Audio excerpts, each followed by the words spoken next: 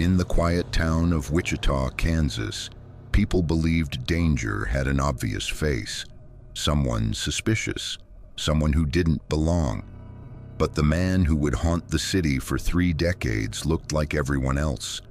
A father, a church leader, a compliance officer who wrote parking tickets with a smile.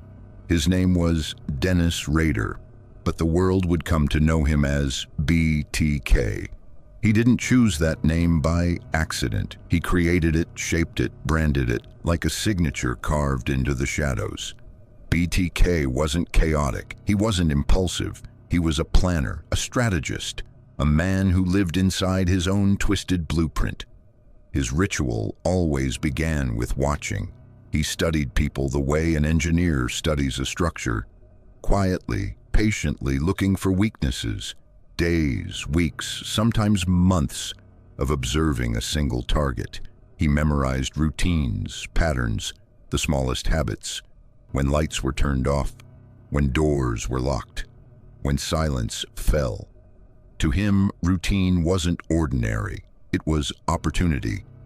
Rader kept notebooks filled with projects, each one given a code, a nickname, an identity, long before he ever approached them. He drew diagrams of houses he had never entered, mapping doors, windows, and potential obstacles. He rehearsed the path through a home in his mind, like an actor walking a stage. Everything was premeditated, everything was systemized. And yet, no one saw him coming. The community trusted him because he performed normality.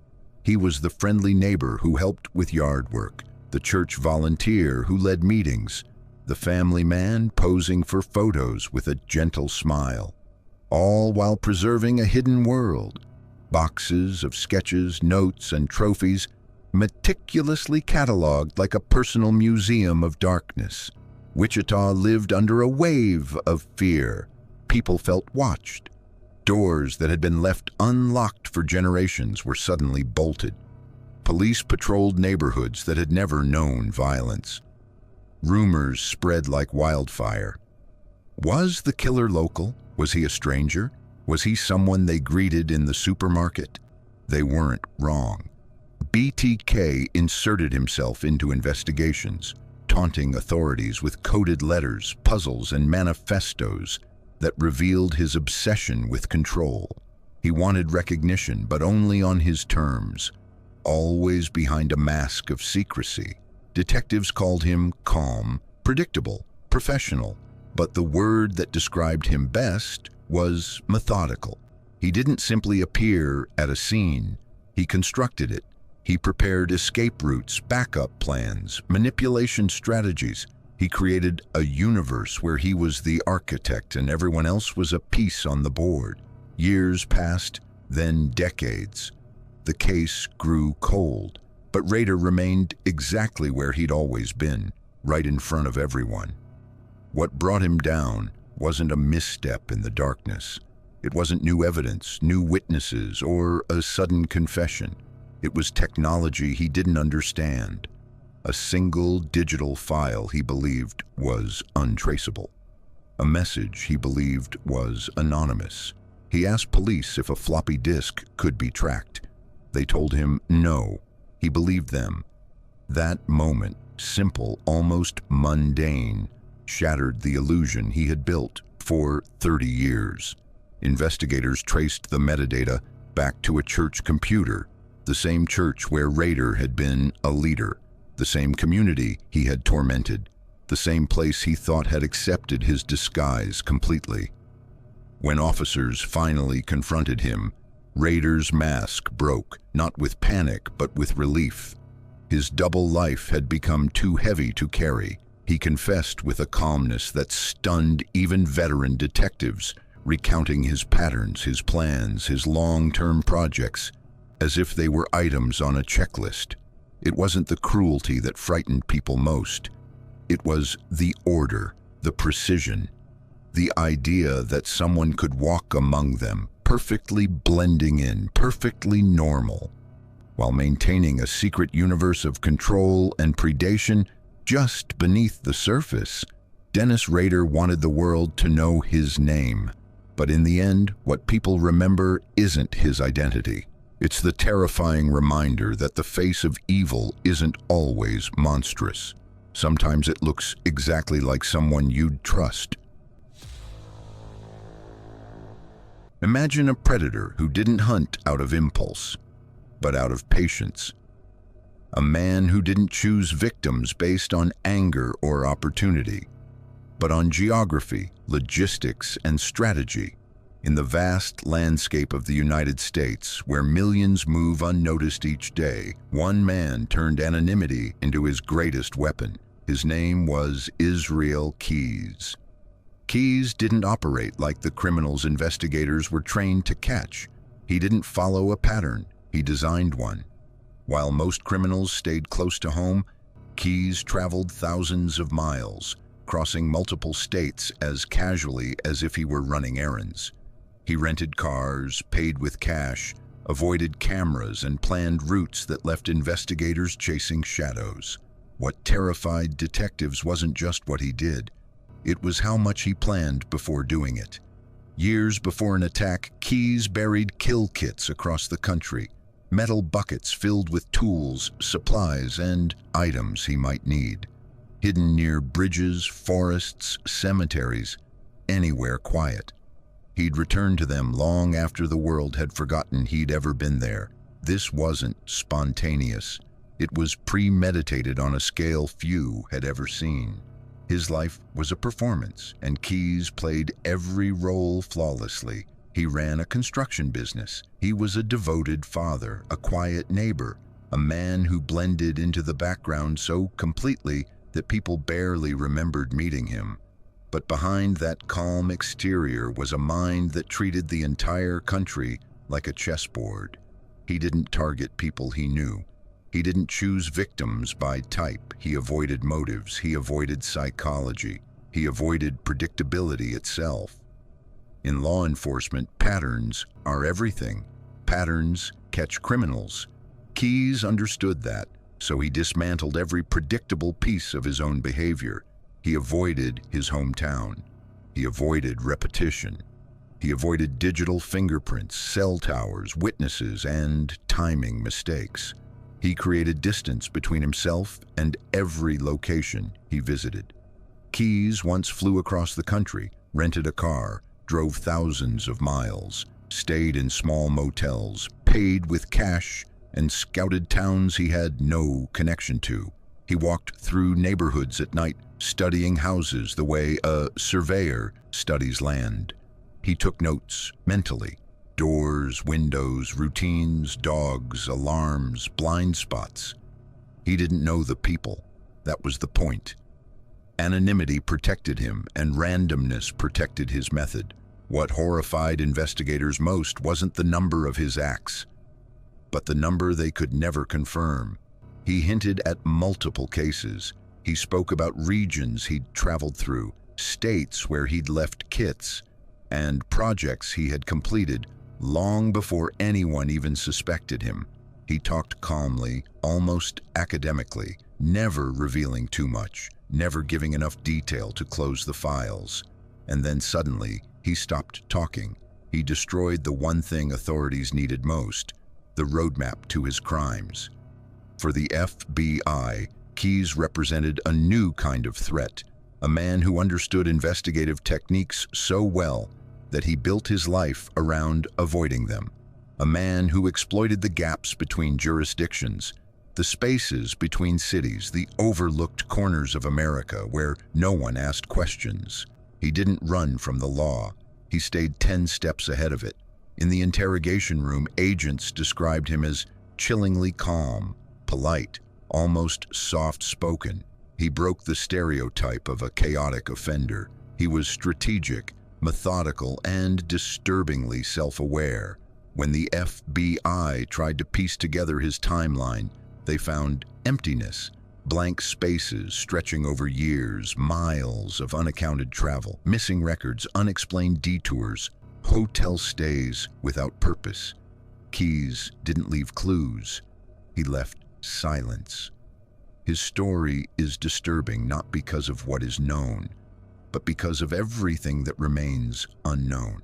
Even today, investigators believe there are pieces of his path that will never be uncovered. Kits hidden where no one will ever find them. Journeys that ended without documentation.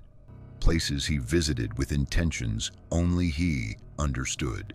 Israel Keyes was not driven by emotion, revenge, or obsession. He was driven by control. Control over his actions, his image, his secrecy, and even his legacy. In the end, the most terrifying thing about Keyes wasn't his intelligence or his methods. It was the realization that he operated in the open, unnoticed by everyone around him, proving that sometimes the most dangerous person in the room is the one you never see coming. History remembers him by many names. The Visalia ransacker, the East Area rapist, the original Night Stalker. For years, investigators believed they were chasing multiple criminals, but they were wrong. It was one man, moving silently through California, learning, adapting, evolving. His name was Joseph James DeAngelo. Before the world knew the truth, the pattern seemed impossible to connect. The break-ins, the stalking, the strange, methodical behaviors, the chilling precision of every encounter. Each case felt like a separate nightmare, different towns, different victims, different years. But behind the chaos was a single mind that approached crime like a calculated science. DeAngelo wasn't driven by impulse. He was a planner, a watcher, a man who understood exactly how to control fear. Long before he ever approached a home, he had already studied it in detail. He observed routines, he mapped neighborhoods, he tested doors and windows, he memorized the movement of cars, dogs, lights, and shadows. Detectives would later realize that he spent weeks, sometimes months, preparing for a single attack. He moved through backyards with a familiarity that suggested practice. He placed escape routes throughout neighborhoods. He left markers, warnings, and signals only he understood. Every action was intentional. Every choice was rehearsed. But what made DeAngelo especially disturbing was his background.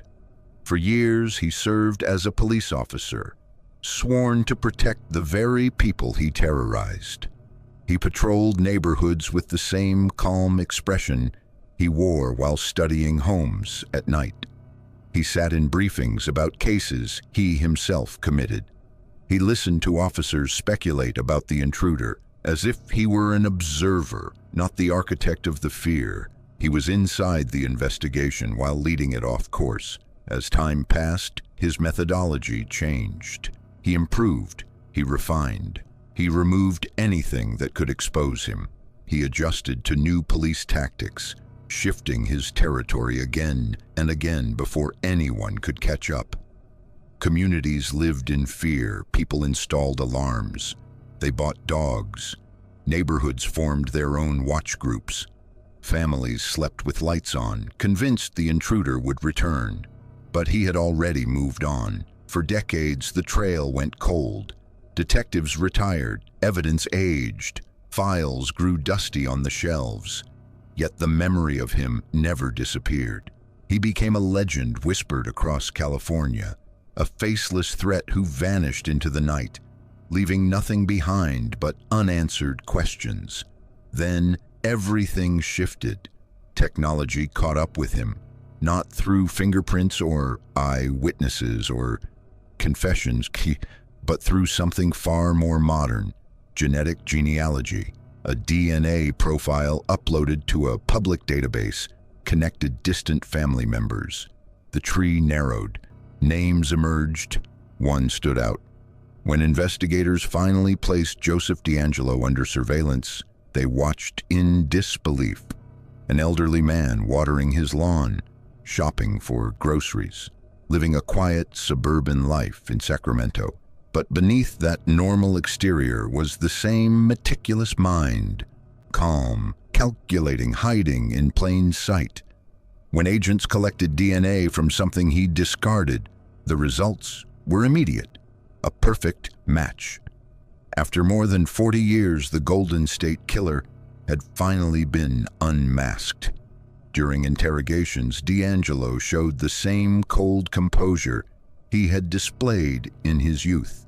He didn't deny who he was. He didn't argue. He simply shifted into a subdued silence, as if the performance of his double life had finally collapsed. For investigators, the arrest was historic. For victims and their families, it was a moment many believed would never come. And for the world, it revealed a terrifying truth. The man who terrorized California for decades wasn't a phantom. He was a police officer, a neighbor, a husband, a father, a master of blending into the fabric of everyday life. D'Angelo's story isn't just about crime. It's about the illusion of safety, the masks people wear, and the unsettling reality that the most dangerous predator may be the one who understands the system from the inside. He hid in plain sight. He adapted, and for decades, he got away with it, until the past, the science, and the truth finally caught up with him. Before the world learned his name, they only knew his signature. A series of mysterious packages that arrived without warning, striking universities, airlines, and individuals chosen with chilling precision. For nearly 2 decades, a silent phantom haunted America's postal system. He called himself FC, but history remembers him as the Unabomber. His real name was Ted Kaczynski. Long before the attacks, Kaczynski was a prodigy, a mathematical genius, a Harvard student described as brilliant, solitary, and intense. But beneath his intelligence was a growing disdain for modern life. Technology, industry, and the systems he believed were stripping humanity of freedom. He disappeared from society in the late 1970s, retreating to a tiny wooden cabin in the mountains of Montana. No electricity, no running water, just silence, isolation, and a mind turning inward. To neighbors, he was simply a reclusive man living off the land. But inside that cabin, Kaczynski was building something far more dangerous than a life of solitude. He was constructing a manifesto, a worldview shaped by anger, fear, and a belief that society had taken a wrong turn, that only radical action could correct. And then he took that belief nationwide. Kaczynski operated with an unsettling level of discipline. He studied institutions, he analyzed mail systems, he researched public figures and academics whose work he viewed as symbols of technological progress. His attacks weren't random. They were chosen to send a message, to spark fear, and to demand attention. Investigators were baffled. There were no direct witnesses, no clear motives, just patterns emerging slowly over years. A device here, another there. Every scene showed planning, patience, and an obsessive attention to detail. The FBI knew they were dealing with someone methodical, someone who understood how to avoid leaving evidence, someone who moved with intention. But the biggest challenge wasn't the investigation itself. It was the timeline. The Unabomber would disappear for months, sometimes years, only to reemerge without warning. This unpredictability made him feel less like a criminal and more like a ghost drifting through the cracks of the system. The nation lived with a quiet, persistent tension. Airports tightened security. Universities posted warnings. Mailrooms were placed under strict protocols, and yet no one knew where the next strike would appear. It created a sense of vulnerability that spread far beyond the actual targets. Then came the turning point. In 1995, Kaczynski sent a manifesto to major newspapers demanding it be published. He believed the world needed to hear his arguments, a dark philosophy of anti-technology, anti-industrialization, and total resistance to modern society. When the Washington Post agreed to publish it, something unexpected happened.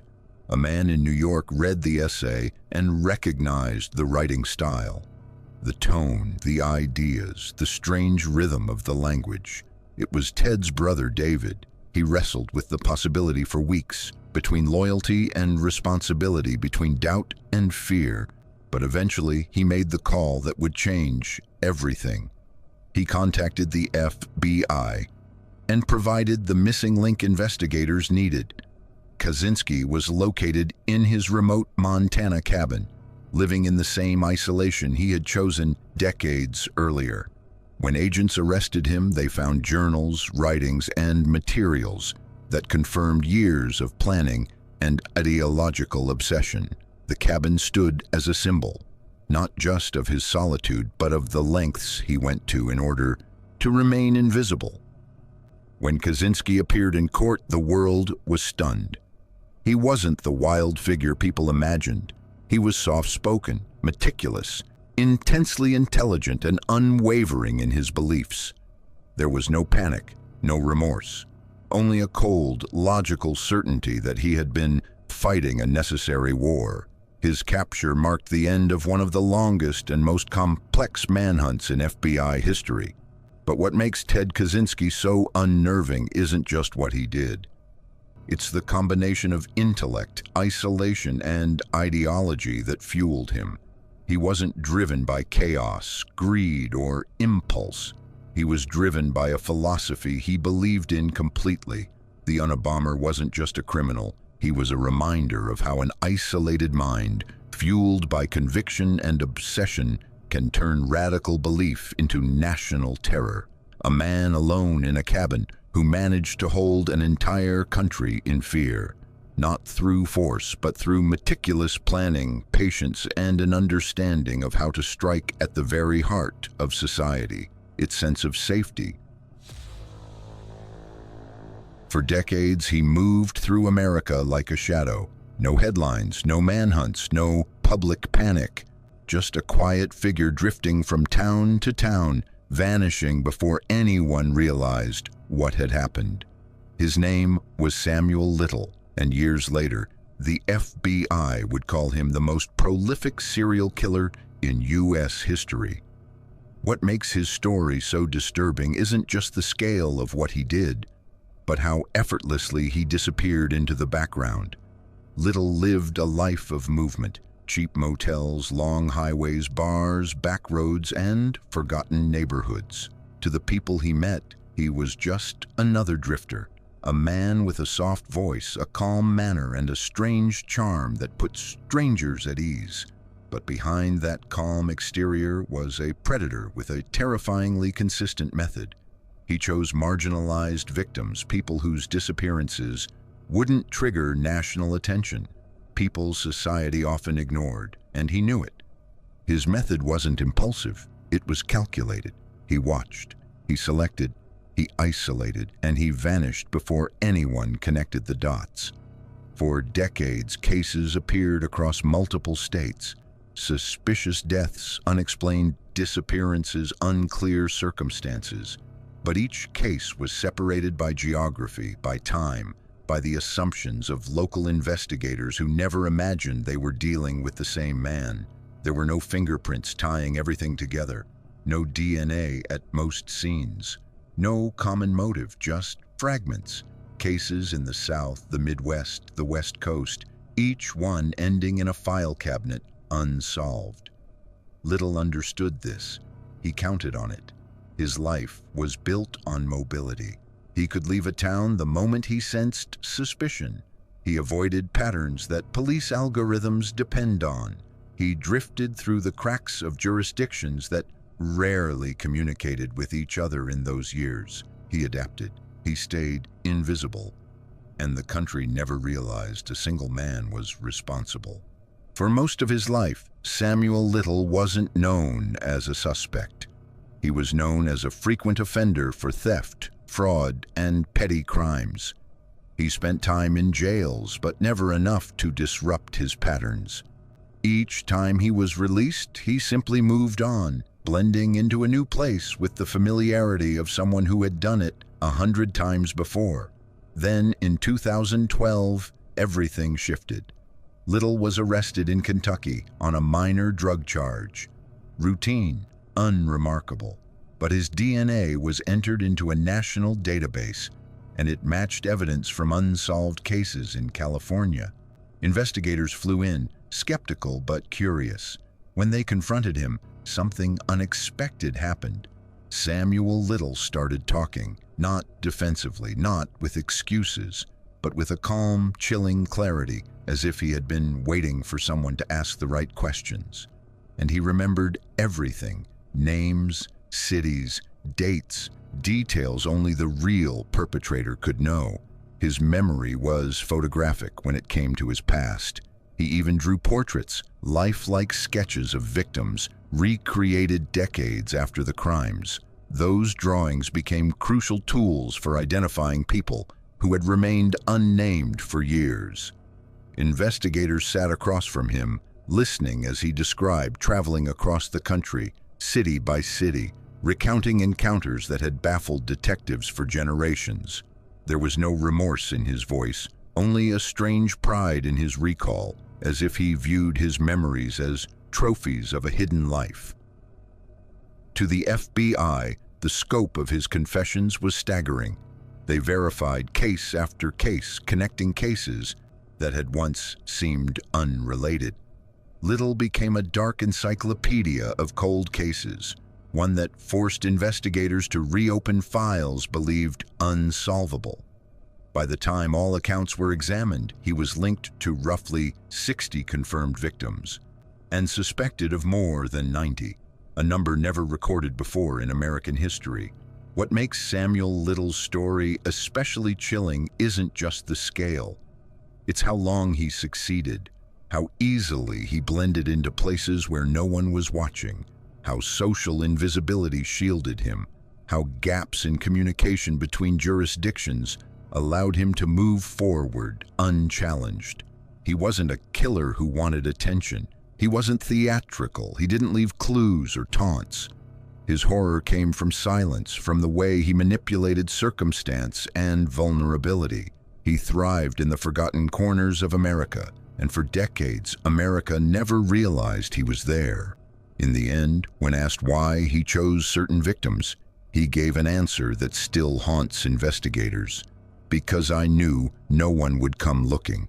Samuel Little exploited the spaces society overlooked, and through those spaces, he became the most infamous ghost the country never saw.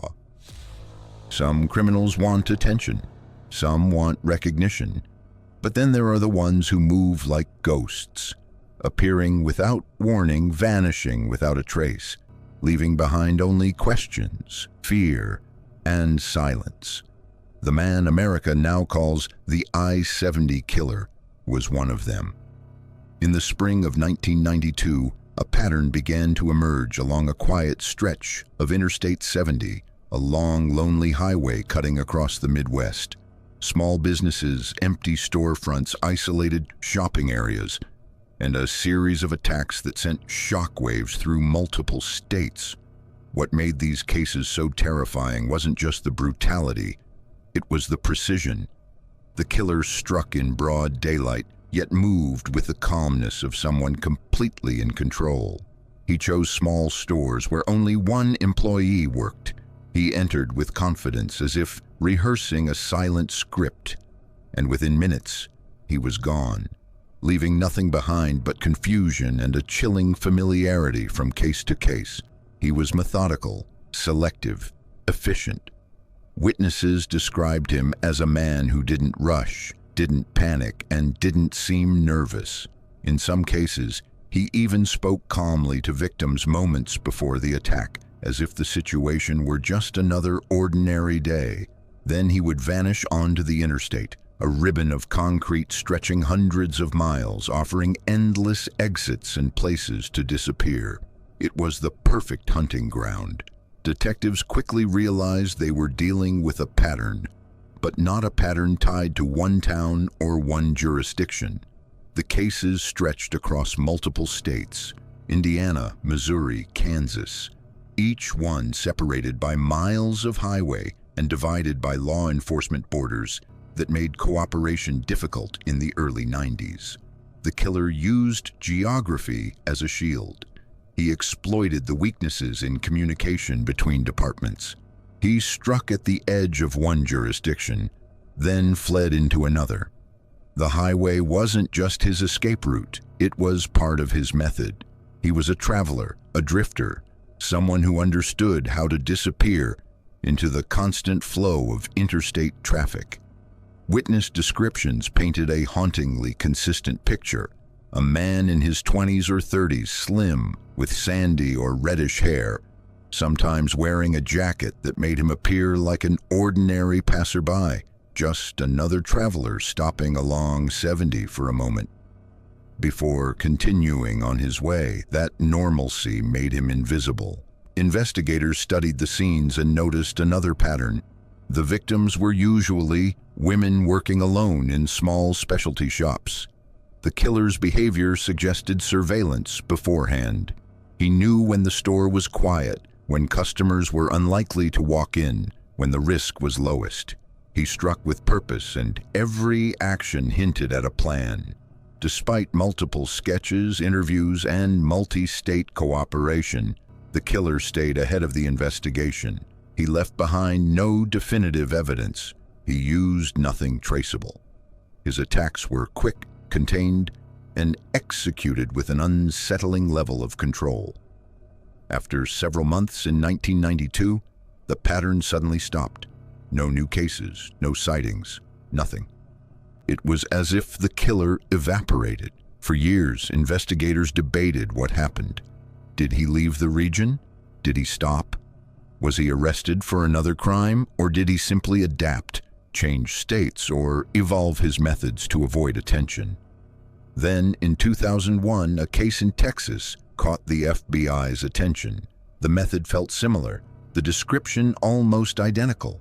A man entering a store alone, selecting an isolated employee, leaving quickly without drawing attention. Investigators couldn't confirm the link, but the possibility reopened a case many believed had gone cold forever. To this day, the I-70 killer has never been identified. No arrest, no confirmed suspect, no closure, just a handful of witness descriptions, a composite sketch, and a trail of cases connected by patterns rather than proof. He remains one of America's most chilling, unsolved criminals, not because of the scale, but because of the precision, the control, the ability to walk into a business in broad daylight, commit a calculated attack, and disappear down a crowded interstate without anyone noticing. A phantom with a method, a traveler with a purpose, a man who used the anonymity of the open road to terrorize the Midwest, and then vanished into the very highway system that helped him strike. And somewhere, investigators still believe someone knows the man behind the sketch, but doesn't realize the truth about who he really was.